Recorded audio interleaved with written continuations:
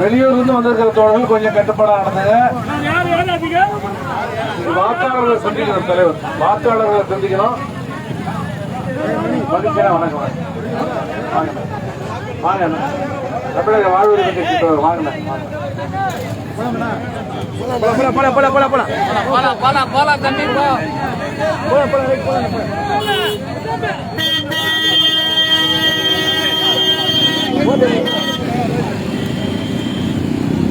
வண்டியை ரைஸ் பண்ணாதீங்க, அமைதியா போங்க, அமைதியா போங்க.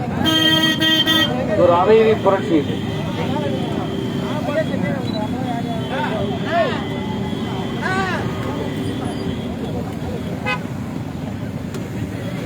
போடா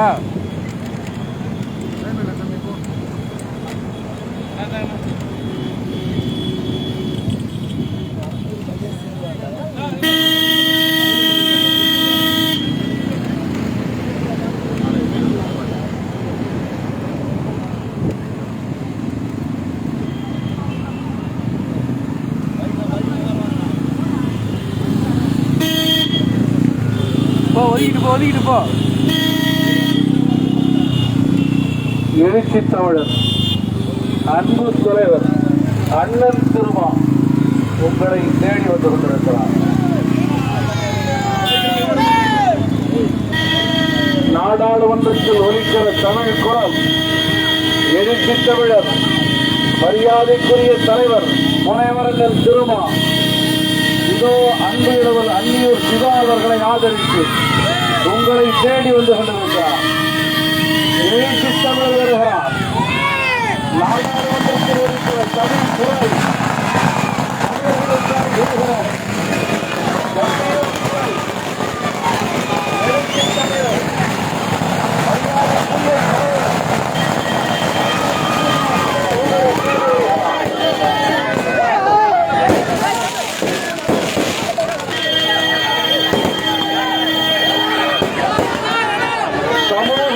அரசியலை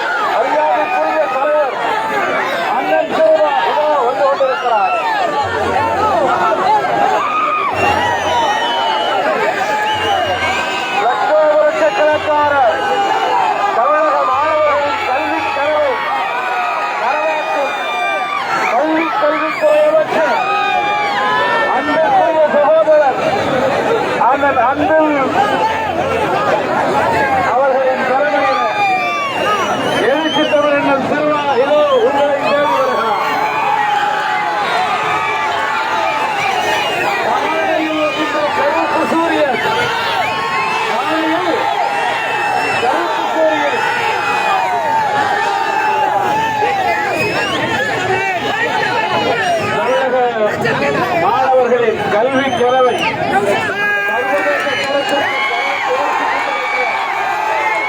பள்ளி கல்வித்துறை அமைச்சர் எங்கள் மரியாதைக்குரிய அண்ணன் எழுச்சி தமிழருக்கு ஆணை போர்த்தி சமர்ப்பிக்கிறார். ஆணையில் இன்று கருப்பு சூரியன்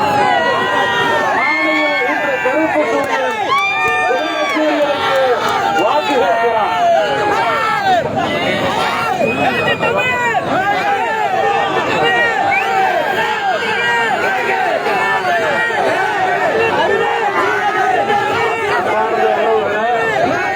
நாம எல்லாம் எழுச்சியோடு பேசுவதற்கிட்டோம் அனைத்தும் கல்வி அந்த கல்வி தளத்தை சர்வதேச தளத்தில் உயர்த்தி கொண்டிருக்கிற நம்முடைய மரியாதைக்குரிய பள்ளி கல்வித்துறை அமைச்சர் பாசத்திற்குரிய அண்ணன் அவர்கள் இப்பொழுது அந்நியர் சிவா அவர்களை ஆதரித்து உங்களிடத்திலே உரையாற்றுகிறார். பேரன்பு கொண்ட பெரியவர்களே, பெரும் மதிப்பிற்குரிய தாய்மார்களே, கொஞ்சம் முன்னாடி போக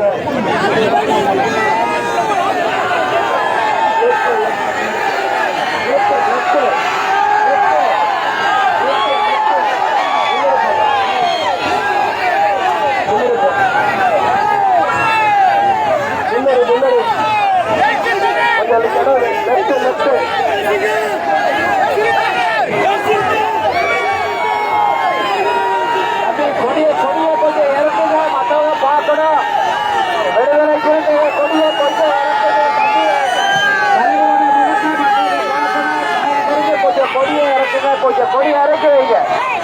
விடுதலை சிறுத்தை கொடியை கொஞ்சம் இறக்கி வைங்க. தலைவர் முகத்தை பார்க்கணும், தலைவர் முகத்தை மற்றவங்க பார்க்கணும். கொடி இறங்க, கொடி இறங்க, கொடியை கீழே இறங்க, கொடியை ஏற்றி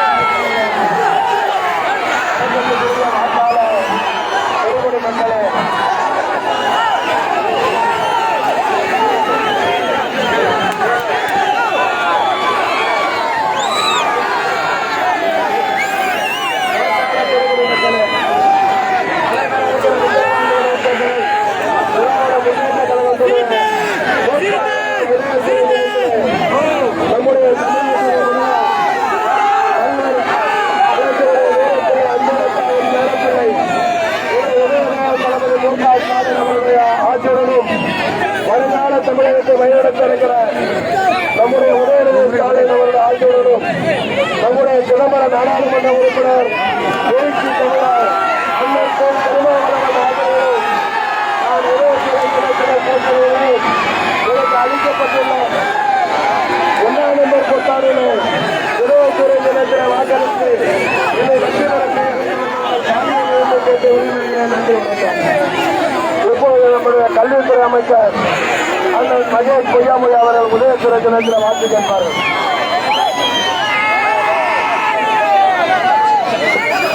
கொஞ்சம் முன்னாள் அந்த கொஞ்சம் முன்னாள்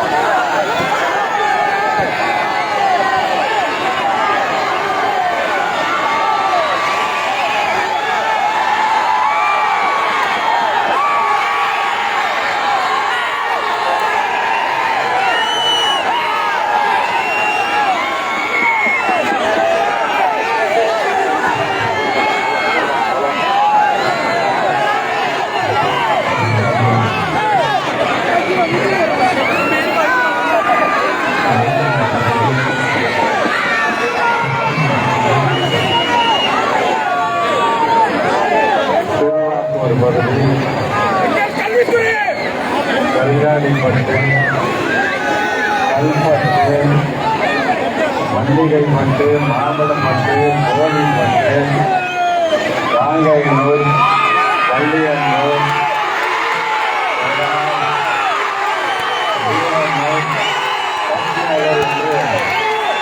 பல்வேறு பகுதிகளில் இங்கே வருகை தந்திருக்கின்ற இந்திய கூட்டணியை சார்ந்திருக்கின்ற அனைத்து தலைவர்களுக்கும் தோழர்களுக்கும் தொண்டர்களுக்கும் குறிப்பாக அந்த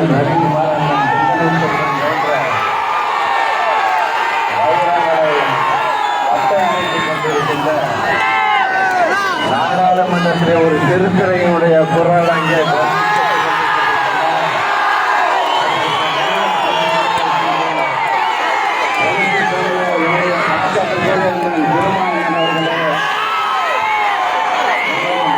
தமிழ்நாட்டு முதலமைச்சருடைய வெற்றி வேட்பாளர் நம்மிடம் ஒப்படைக்கப்பட்டிருக்கின்ற அன்பு தலைவர் அன்னியூர் சிவா அவர்களுக்கு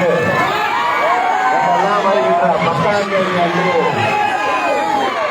உதயசூரிய சின்னத்திலே வாக்களிக்க அவரை பெருவாரியான வாக்கு வித்தியாசத்தில் வெற்றி பெற வைக்க வேண்டும் என்று உங்களை தேடி உங்களை நாடி நாங்கள் வருகை தந்திருக்கின்றோம். வருகை தந்திருக்கின்ற ஒவ்வொருவரும் உறுதியேற்றுக் கொள்ள வேண்டியது குறைந்தபட்சம் 1 லட்சம் வாக்குகள் வித்தியாசத்தில்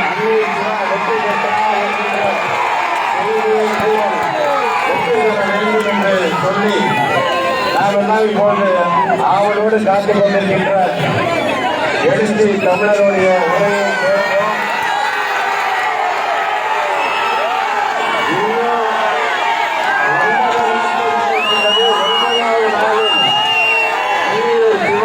சட்டமன்ற உறுப்பினராக பொறுப்பேற்கக்கூடிய அந்த நாள் வர இருக்கின்றது.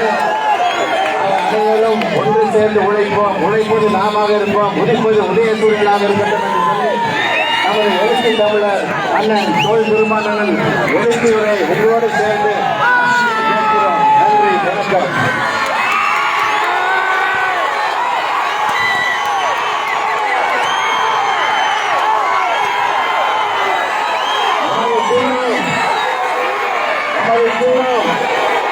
வெற்றியின் சின்னம், சமூக நீதியின் சின்னம், சமத்துவத்தின் சின்னம், சமத்துவத்தின் சின்னம், குழந்தைகளின் ஆதரவு என்ற சின்னம், விடுதலை சிறந்தைகளின் ஆதரவு என்ற சின்னம், நமது சின்னம்.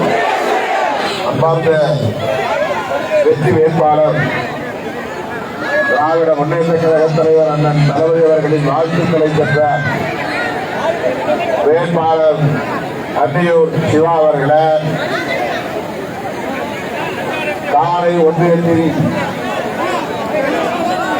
அதிகபட்சமான வாக்குகளை பெற்றிருக்கிறோம் என்று உறுதியேற்று மிக சிறப்பாக இங்கே களப்பணி ஆற்றிக் கொண்டிருக்கிற பள்ளி கல்வித்துறை அமைச்சர் மாண்புமிகு அன்பு இளவை அன்பி மகேஷ் பொய்யாமொழி அவர்களை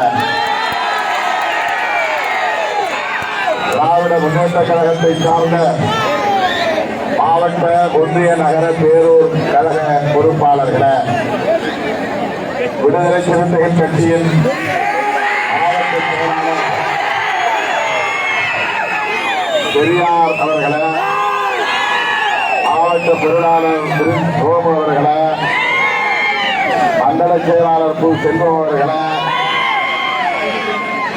காலை பலவன் என்கிற சரவணன், ஜெயமாலினி சரவணன், நந்தா நீலமேகம், ஜெகன், ஓமினி, குமார், திருமால், வாமணி ஆகிய தோழர்களை, மாவட்ட ஒன்றிய பொறுப்பாளர்கள் எல்ஏ பீட்டர், ஏ குமார், பன்னீர்செல்வம், வீரப்பன், அருள், ராதாகிருஷ்ணன், காணைக்குப்பம் மயிலாமூர் ஆகிய கிராமங்களை சார்ந்த முகாம் பொறுப்பாளர்கள் ராதாகிருஷ்ணன், பாஸ்கர், தீபன், பிரசாந்த் ஆகிய தோழர்கள் மற்றும் இந்த பகுதியிலே விடுதலை சிறுத்தைகள் கட்சியின் சார்பிலே பொறுப்பேற்று பணியாற்றிக் கொண்டிருக்கிற விடுதலை செல்வனர்களை, நமது கட்சியின் பொதுச் செயலாளர் சட்டமன்ற உறுப்பினர் தோழர் சிந்தனை செல்வனர்களை, இந்த தொகுதியின் நாடாளுமன்ற உறுப்பினர் கட்சியின் பொதுச் செயலாளர் தோழர் ரவிக்குமார் அவர்களை, விடுதலை சிறுத்தைகள் கட்சியின்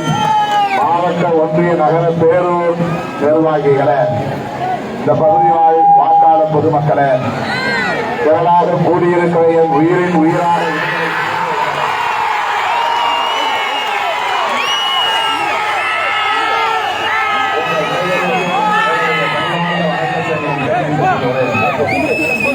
இன்னும் 2 நாட்கள் தான் இடைவெளி உள்ளது. 10ஆம் தேதி பொதுத் தேர்தல். இந்த இடைத்தேர்தலில் விடுதலை சிறுத்தைகள் கட்சியின் ஆதரவோடு திராவிட முன்னேற்ற கழகத்தின் தலைமையிலான கூட்டணி கட்சிகளின் ஆதரவோடு வேட்பாளராக போட்டியிடும் அனியூர் சிவா அவர்களை குறைந்தபட்சம் 1 லட்சம் வாக்குகள் வித்தியாசத்திலே வெற்றி பெற செய்ய வேண்டும் என்று கேட்டுக் கொள்வதற்காகத்தான் உங்களை நாடி வந்திருக்கிறோம், தேடி வந்திருக்கிறோம். நேற்று இன்றும் நான் வாக்கு சேகரிப்பில் ஈடுபட்டு வருகிறேன். இன்றைக்கு காலையிலே பார்க்கிற எழுச்சி மிகுந்த மகிழ்ச்சியை தருகிறது. விக்கிரவாண்டி ஒன்றியத்தை விட காலை ஒன்றியத்தில் கிடைக்கும் அதிகபட்சமான வாக்குகளை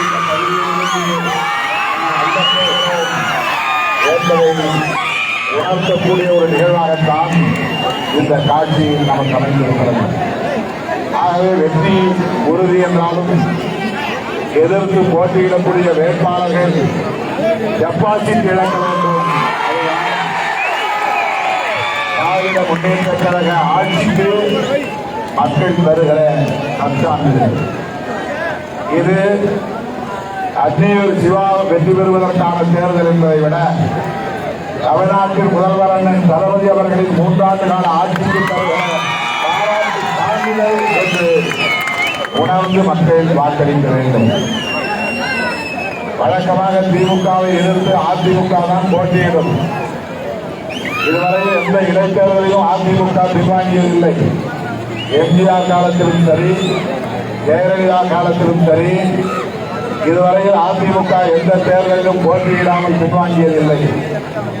ஆனால் எடப்பாடி பழனிசாமி அவர்களின் தலைமையில் இருக்கிற இந்த அதிமுக எந்த அளவுக்கு பலவீனப்பட்டிருக்கிறது என்பதற்கு இது ஒரு சான்று.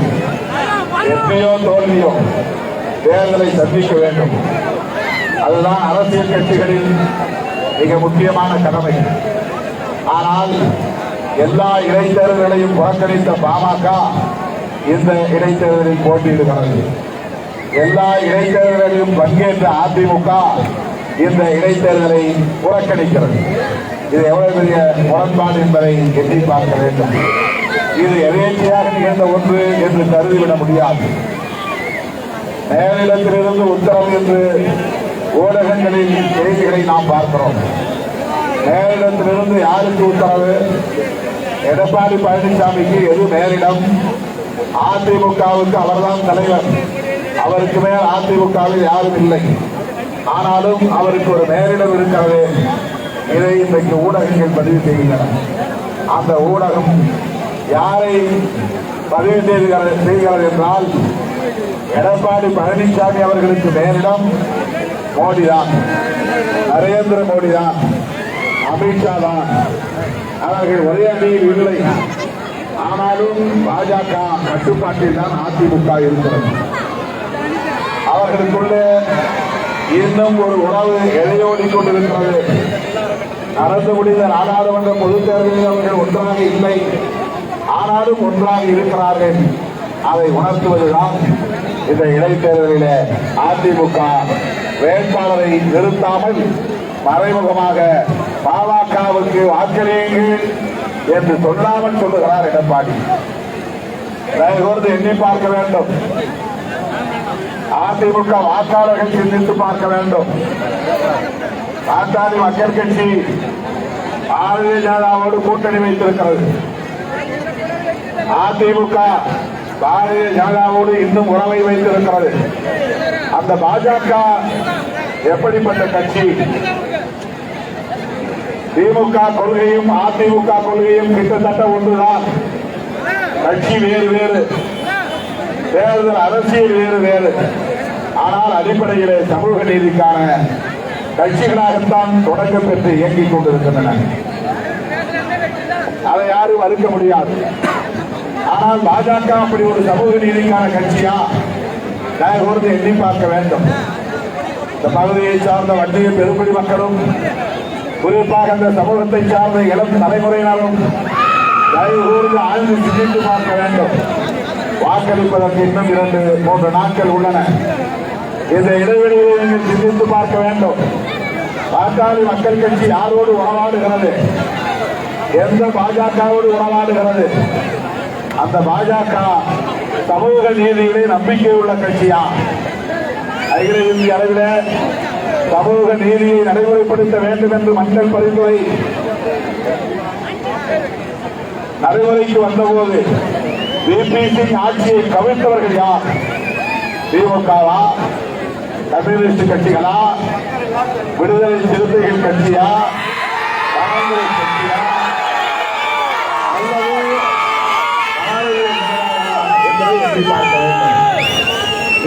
அவர்களின் தலைமையிலான அந்த அரசை கவிழ்த்த கட்சி பாஜக. ஏன் இடஒதுக்கீடு வந்து எஸ்சி எஸ்டிக்கு இடஒதுக்கீடு உண்டு, நீண்ட காலமாக நடைமுறையிலே இருக்கிறது. மாநிலத்தில் மட்டுமல்ல மத்தியிலும் கூட அரசாங்க வேலைகளில் கல்வியில் இடஒதுக்கீடு உண்டு. ஆனால் மண்டல் பரிந்துரைக்கு முன்னர் ஓபிசி மக்களுக்கு, வன்னியர் உள்ளிட்ட மிகவும் பிற்படுத்தப்பட்ட மக்களுக்கு அகில இந்திய துறைகளில் இடஒதுக்கீடு கிடையாது. அப்படி ஒரு இடஒதுக்கீடு வர வேண்டும் என்று கனவு கண்டவர் புரட்சியாளர் அம்பேத்கர் என்பதை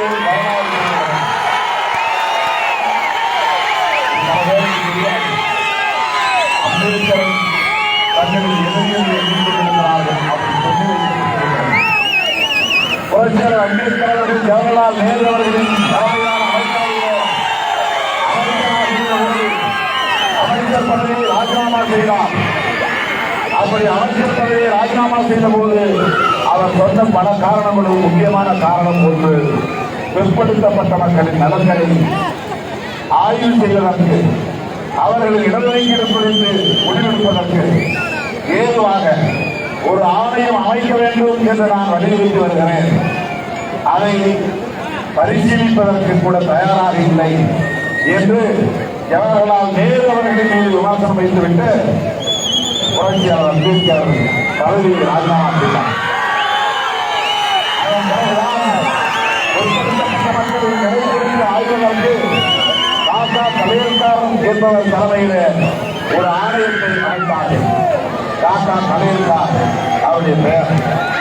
அவருடைய தலைமையில எம்பிசி பிசி சமூகத்தை சார்ந்த மக்களின் பொருளாதார நிலை எப்படி இருக்கிறது, கல்வி நிலை எப்படி இருக்கிறது, அவர்களின் குடியிருப்புகள் எப்படி இருக்கிறது, குடிநீர் அவர்களுக்கு கிடைக்கிறதா, நல்ல உணவு உடை கிடைக்கிறதா என்பதையெல்லாம் ஆய்வு செய்யக்கூடிய ஒரு ஆணையம் அது பரிந்துரையும் செய்தது. ஆனால் கண்டுகொள்ளப்படவில்லை. அந்த கமிஷன் யாரால் அமைக்கப்பட்டது என்றால் புரட்சியாளர் அம்பேத்கர் கொடுத்த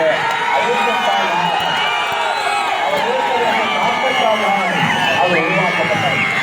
அவருடைய தொடர்ச்சியாகத்தான் பிபி மண்டல் என்பவருடைய பெயரில் மண்டல் யாதவ் அவர் ஒரு நாடாளுமன்ற உறுப்பினர், அவருடைய தலைமையிலே ஒரு கமிஷன் அமைக்கப்பட்டு அந்த கமிஷன் ஒரு பரிந்துரையை தந்தது. அந்த பரிந்துரையை பிரதமராக இருந்தபோது நடைமுறைப்படுத்த முன்வந்தவர் தான் விபி. அந்த விபி ஆட்சிக்கு அன்றைக்கு ஆதரவு கொடுத்துக் கொண்டிருந்த அத்வானி தலைமையிலான பிஜேபி எப்படி நீங்கள் ஓபிசி, அதாவது வன்னியர்கள் உள்ளிட்ட ஓபிசி இடஒதுக்கீடு தரலாம், இதை நாங்கள் ஏற்க மாட்டோம், ஒரு ஆட்சியை கவிழ்ப்போம் என்று விபிசி ஆட்சியை கவிழ்த்தவர்கள் பிஜேபி. அதோடு நின்றுவிடவில்லை. ரத யாத்திரை என்ற பெயரால் ரத்த யாத்திரை நடத்தியவர் அத்வானி யாருக்கு எதிராக? வன்னியர்களுக்கு இடஒதுக்கீடு கொடுத்த காரணத்திற்காக, பிற்படுத்தப்பட்ட மக்களுக்கு இடஒதுக்கீடு கொடுத்த காரணத்திற்காக அதை கண்டித்து ரத யாத்திரை நடத்திய கட்சிதான் பிஜேபி. அண்ணாமலையால் மறுக்க முடியுமா? நரேந்திர மோடியால் மறுக்க முடியுமா? அமித்ஷாவால் மறுக்க முடியுமா? பாஜகவோடு உறவு வைத்திருக்கிற பாமக நிறுவனர் மருத்துவர் ராமதாஸ் அவர்களால் மறுக்க முடியுமா? பிஜேபி சமூக நீதிக்கு ஆதரவான கட்சியா எதிரான கட்சியா? மஞ்சள் பரிந்துரையை ஆதரித்த கட்சியா எதிர்த்த கட்சியா?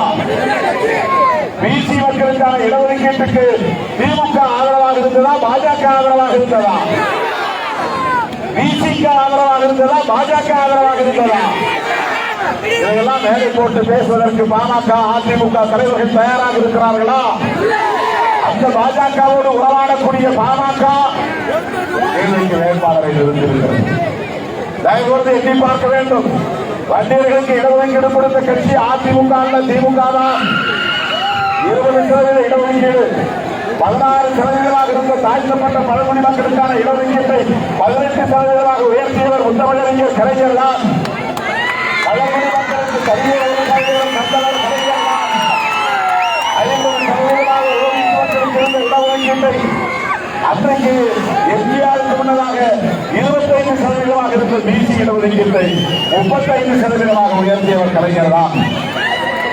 அதன் பிறகு 50% இருந்த ஓபிசி இடஒதுக்கீட்டில் வன்னியர் உள்ளிட்ட பிற்படுத்தப்பட்ட மிகவும் பிற்படுத்தப்பட்ட சமூகத்தினருக்கு 20 விழுக்காடு ஒதுக்கி தந்தனர் முத்தமிழறிஞர் கலைஞர். அந்த 20 விழுக்காட்டு தான் இன்றைக்கு வன்னியர் சமூகத்தை சார்ந்த இளைஞர்கள் டாக்டருக்கு படிக்கிறார்கள், இன்ஜினியரிங்கு படிக்கிறார்கள், அரசாங்க வேலைக்கு போகிறார்கள், வழக்கறிஞர்களாக இருக்கிறார்கள், நீதிபதிகளாக இருக்கிறார்கள், பேராசிரியர்களாக இருக்கிறார்கள். இதெல்லாம் யாரால் நேர்ந்தது? முத்தமிழறிஞர் கலைஞர் ஆட்சியில் இருந்தபோது நடந்தது. சமூக நீதியிலே கலைஞருக்கு உடன்பாடு இருந்தது, நம்பிக்கை இருந்தது, ஈடுபாடு இருந்தது. அந்த ஓபிசி இடஒதுக்கீட்டு 30 விழுக்காட்டில் முஸ்லிம்களுக்கு 3.5%, தலித்துகளுக்கு 3.5%, எஸ்சி எஸ்டி மக்களுக்கு குறிப்பாக எஸ்சி மக்களுக்கு இருந்த 18%, அருந்ததியர்களுக்கு 3%. கொடுத்தவர் முத்தமிழறிஞர் கலைஞர் திராவிட முன்னேற்ற கழகம் தான். இதிலே பாஜகவுடைய பங்கு என்ன? இதிலே பாட்டாளி மக்கள் கட்சியினுடைய பாத்திரம் என்ன? எதுவும் கிடையாது. திராவிட முன்னேற்ற கழகத்தால் வன்னியர்கள் பயன்பட்டார்களே தவிர பாமகவால் பயன்படவில்லை. இதை நினைவிலே வைத்துக் கொள்ள வேண்டும். சமூக நீதி கோட்பாட்டை அகில இந்திய அளவிலே பிபிசி அவர்களுக்கு தோல் கொடுத்து ஆதரவளித்த தலைவர்கள் ஓபிசி தலைவர்கள் என்பதை விட எஸ்சி தலைவர்கள் தான் அதிகம். செல்வி மாயாவதி ஒன்று துணையாக இருந்தார். கத்தி பத்மராவ் ஆந்திராவிலே ஒன்று துணையாக இருந்தார். தமிழ்நாட்டிலே விடுதலை சிறுத்தைகள் கட்சி ஆதரவாக இருந்தார்.